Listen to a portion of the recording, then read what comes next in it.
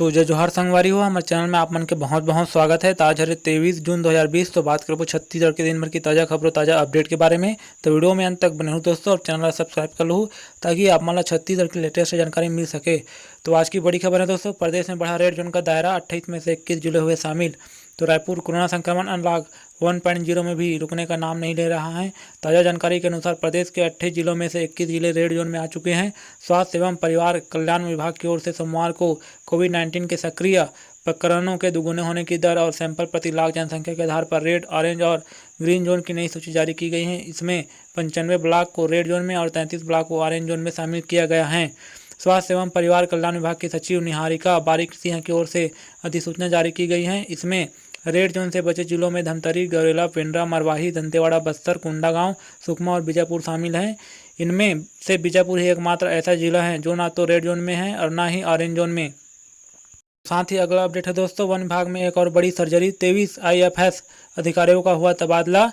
तो रायपुर छत्तीसगढ़ सरकार ने वन विभाग में एक और बड़ी सर्जरी कर दी है। सरकार ने 23 IFS अधिकारियों को बदल दिया है। कुछ दिन पहले हाथियों की मौत मामले के बाद एक बड़ा फेरबदल सरकार ने किया था। अब एक नई सूची जारी कर दी गई है। तो इसी बीच अगला अपडेट है दोस्तों, छत्तीसगढ़ का पहला सरकारी स्कूल जहां के 3 छात्रों को राष्ट्रपति ने किया सम्मानित।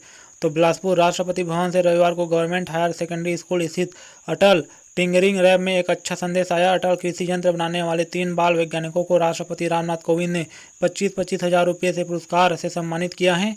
इनके आविष्कार ने राष्ट्रपति को बेहद प्रभावित किया है। प्रदेश का पहला स्कूल है जहाँ के छात्रों ने यह सम्मान राष्ट्रपति भवन से मिला है। राष्ट्रपति भवन में प्रोजेक्ट का किया था प्रदर्शन।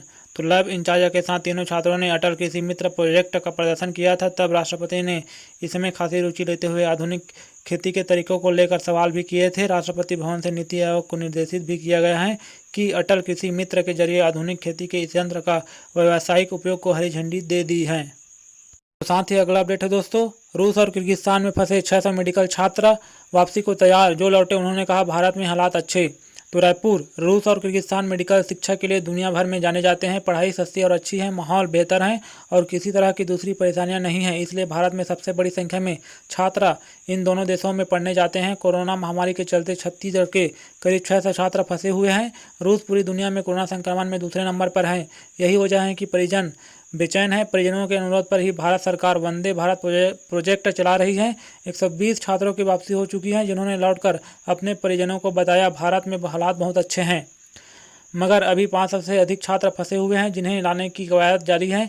रायपुर के कारोबारी राकेश अग्रवाल का बच्चा भी रूस में फंसा था। उन्होंने बातचीत में उन्होंने बताया कि मैंने कुछ परिजनों के साथ मुख्यमंत्री भूपेश बघेल और पूर्व मुख्यमंत्री डॉक्टर रमन सिंह से मुलाकात कर हालात की जानकारी दी। इसके बाद भारतीय विदेश मंत्रालय से संपर्क किया गया। सभी के सहयोग से बच्चों की वापसी शुरू है। जानकारी के मुताबिक रायपुर, बिलासपुर की तुलना में अंबिकापुर, बलरामपुर और सूरजपुर के ज़्यादा छात्र हैं। कुछ अभिभावकों ने बताया कि रूस में लॉकडाउन जैसी स्थिति नहीं है, सब कुछ ओपन है। आप अपनी सुरक्षा को ध्यान में रखते हुए कहीं भी आ जा सकते हैं, यही खतरा बना हुआ है।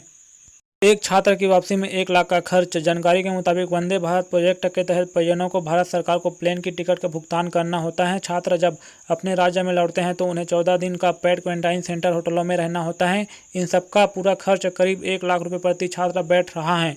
मानसिक रूप से बीमार हो रहे हैं छात्र। तो रूस में फंसे छत्तीसगढ़ के अभिभावकों ने बताया बच्चे हॉस्टल में रहकर पढ़ाई करते हैं। अब एक हॉस्टल में 4 बच्चे हैं, 3 चले गए और 1 बचा है, वह अकेला है। इसके चलते मानसिक स्थिति पर प्रभाव पड़ रहा है, इसलिए सब लौटने को आतुर हैं। तो अगला अपडेट है दोस्तों, छत्तीसगढ़ में अतिथि शिक्षकों के लिए निकली भर्ती, 25 जून तक कर सकेंगे आवेदन। तो रायपुर, शिक्षा के क्षेत्र में अपना करियर बनाने की इच्छा रखने वाले युवाओं के लिए सुनहरा अवसर आया है। दरअसल छत्तीसगढ़ में आगामी दिनों में सरकारी स्कूलों में अंग्रेजी माध्यम में पढ़ाई शुरू होने वाली है और इन स्कूलों में पढ़ाई के लिए सरकार ने शिक्षकों की नियुक्ति की फैसला लिया है। इसी कड़ी में दुर्ग जिला प्रशासन ने अतिथि शिक्षकों की भर्ती के लिए नोटिफिकेशन जारी किया है।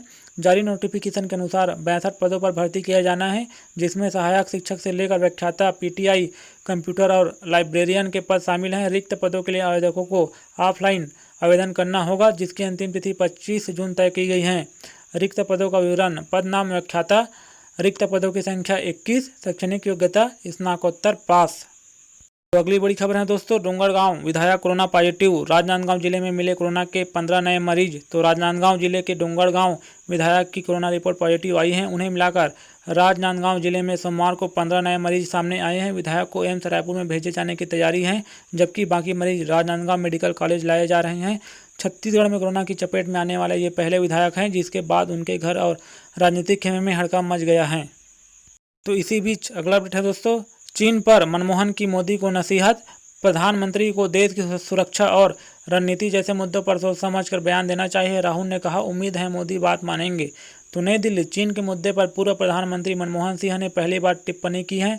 उन्होंने कहा है कि देश की सुरक्षा, रणनीति और सीमाओं के मुद्दे पर प्रधानमंत्री नरेंद्र मोदी को सोच समझकर बयान देना चाहिए। उन्हें सावधान रहना चाहिए कि इन मामलों में उनकी बातों का क्या असर पड़ेगा। शुक्रवार को सर्वदलीय बैठक में मोदी के बयान पर हुए विवाद के बाद मनमोहन सिंह ने सोमवार को यह कमेंट किया है। तो सरकार ने कोई कमी छोड़ी तो यह जनता से धोखा होगा। तो मनमोहन सिंह का कहना है कि सरकार को कुछ बड़े कदम उठाने चाहिए ताकि हमारी सीमाओं की सुरक्षा में शहीद हुए जवानों को न्याय मिल सके। सरकार ने कोई कमी छोड़ दी तो यह देश की जनता से विश्वासघात होगा। चलिए दोस्तों, अगली बड़ी खबर की ओर बढ़ते हैं। तो अगली बड़ी खबर है, CGBSE 10th 12th रिजल्ट 2020। तो छत्तीसगढ़ बोर्ड 23 जून को जारी करेगा 10वीं और 12वीं का रिजल्ट। तो रायपुर, छत्तीसगढ़ बोर्ड के 10वीं और 12वीं की परीक्षार्थियों का इंतजार अब खत्म होने वाला है। छत्तीसगढ़ माध्यमिक शिक्षा मंडल 23 जून को 10वीं और 12वीं की परीक्षाओं का रिजल्ट घोषित करेगा। खबरों के अनुसार छत्तीसगढ़ बोर्ड 10वीं और 12वीं का परीक्षा परिणाम एक साथ 23 जून को सुबह 11 बजे घोषित किया जा सकते हैं। स्कूल शिक्षा मंत्री प्रेमसाय सिंह बोर्ड परीक्षा परिणाम जारी करेंगे। 10वीं और 12वीं के स्टूडेंट्स अपना रिजल्ट बोर्ड की आधिकारिक वेबसाइट cgbse.nic.in पर जाकर देख सकते हैं। तो चलिए दोस्तों, आगे बढ़ते हैं। तो अगला अपडेट है, कोरोना का नया हॉट स्पॉट बना राजनांदगांव। 2 दिन में मिले 67 नए मरीज, जिले के 6 क्षेत्र रेड जोन घोषित। तो राजनांदगांव जिला छत्तीसगढ़ में कोरोना का नया हॉट स्पॉट बन गया है, जहां कम्युनिटी स्प्रेड से स्वास्थ्य विभाग में हड़कंप मच गया है। 2 दिनों के अंदर जिले में कोरोना के 67 नए मरीज मिले हैं। कोरोना के सामुदायिक संक्रमण का रविवार को भी मामला सामने आया। शनिवार को जिले में एक साथ 53 मामले सामने आने के बाद रविवार को फिर 14 नए मामले सामने आए, जिनमें शहर के सामुदायिक संक्रमण के मरीज भी हैं। इस बीच राजनांदगांव जिले के 6 कोरोना मरीज ठीक होकर रविवार को डिस्चार्ज अभी हुए हैं। रेड जोन में जिले के 6 क्षेत्र। तो स्वास्थ्य विभाग ने सोमवार को प्रदेश में रेड और ऑरेंज जोन की नई सूची जारी की है, जिसमें जिले के 6 क्षेत्र रेड जोन में रखे गए हैं। सूची के मुताबिक राजनांदगांव शहरी, मानपुर, मोहला, अंबागढ़ चौकी, छुरिया, डोंगरगढ़, घुमका, खैरागढ़ और डोंगरगढ़ गांव को रेड जोन में शामिल किया गया है। साथ ही अगला अपडेट है दोस्तों, 28 जून तक बंद रहेंगे होटल, बार, रेस्टोरेंट और क्लब, आदेश जारी। तो रायपुर, छत्तीसगढ़ शासन द्वारा नोवेल कोरोना वायरस के संक्रमण से आमजन को सुरक्षित रखने के उद्देश्य से राज्य के सभी रेस्टोरेंट, होटल, बारों और सभी FL44 क्लब में स्थित बार रूम एवं स्टॉक रूम तथा क्लब में स्थित मंदिरा संग्रहण स्थल को आगामी 28 जून तक बंद रखने का आदेश जारी किया गया है। वाणिज्यिक कर द्वारा पूर्व में 21 जून तक रेस्टोरेंट, होटल और बार क्लब को बंद रखने का आदेश जारी किया गया था। इस अवधि को बढ़ाकर अब 28 जून तक बंद रखने का आदेश दिया गया है। राज्य शासन द्वारा सभी जिला कलेक्टरों को इस आदेश का कड़ाई से पालन करने के निर्देश दिए गए हैं। तो आगे हैं दोस्तों, छत्तीसगढ़ में 139 नए संक्रमित मरीज, कोरबा में 39, रायपुर में 17 पॉजिटिव मिले। तो रायपुर, छत्तीसगढ़ में रविवार को एक बार फिर कोरोना का विस्फोट हुआ। एक साथ 139 मरीज मिले। इसी के साथ प्रदेश में कुल संक्रमित मरीजों की संख्या बढ़कर 2273 हो गई है। वहीं रविवार को 53 मरीज ठीक होने के बाद डिस्चार्ज कर दिए गए हैं। राहत की बात है कि अब तक 1421 मरीज ठीक हो चुके हैं। स्वास्थ्य विभाग की ओर से जारी मेडिकल बुलेटिन के मुताबिक रविवार को 139 नए कोरोना संक्रमित मरीजों की पहचान की गई। वहीं कोरबा में एक बार फिर बड़े पैमाने पर कोरोना के मरीज मिले। तो रिपोर्ट के अनुसार कोरबा में सबसे अधिक 39 वायरस संक्रमित मरीज की पुष्टि हुई। इसके बाद जांजगीर चांपा से 21, रायपुर और बलौदाबाजार से 17, जसपुर से 16, राजनांदगांव से 14, गरियाबंद से 4, दुर्गा से 3, रायगढ़, बेमेतरा व कांकेर से 2, सरगुजा व बलरामपुर से 1 मरीज मिले हैं। तो छत्तीसगढ़ में अब तक कोरोना वायरस के कुल 1,26,246 संभावित व्यक्तियों की पहचान कर सैंपल जांच किया गया है। अभी तक 2273 कोरोना पॉजिटिव मरीजों की पहचान की गई है, जिनमें अब तक कुल 1421 मरीज स्वस्थ होने के बाद डिस्चार्ज कर दिए गए हैं और 841 एक्टिव केस हैं। तो साथ ही जानते हैं दोस्तों, नई दिल्ली, देश में हर दिन कोरोना संक्रमण के रिकॉर्ड नए मरीज मिल रहे हैं। पिछले 24 घंटे में देश में कोरोना के कुल 14,821 नए मामले सामने आए हैं। वहीं 445 लोगों की मौत हुई है। बता दें कि देश में एक और जहां कोरोना संक्रमित मरीजों का आंकड़ा बढ़ रहा है, वहीं दूसरी ओर मौत का भी आंकड़ा बढ़ रहा है। नए मरीज की पहचान होने के बाद देश में कोरोना के मरीजों की संख्या बढ़कर 4,25,282 हो गई है, जिसमें से 1,74,387 सक्रिय मामले हैं। वहीं 2,37,196 मरीज ठीक हो चुके हैं और अभी तक 13,699 लोगों की मौत हो चुकी है। तो थैंक्स फॉर वॉचिंग दोस्तों। वीडियो को लाइक शेयर एवं कमेंट जरूर करना। तो जय भारत, जय छत्तीसगढ़।